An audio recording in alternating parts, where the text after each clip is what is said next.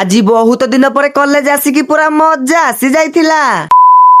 हाँ तो मु तो मोर सूर्यमणि नयागढ़ टका। हाँ तो भाई कॉलेज तो केबेठु फिटलानी हेले मु टिके अधिक पढ़ा पिला ना सेथि मु आज कॉलेज जाउची।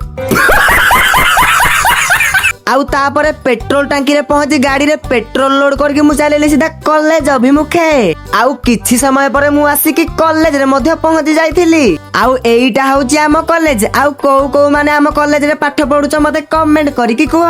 आउ इए होची आम डिपार्टमेंट रो पढ़ा पिला। आउ सीए को कहूची टिके सुन। बर्तमान क्लास को जी जय जगन्नाथ रही।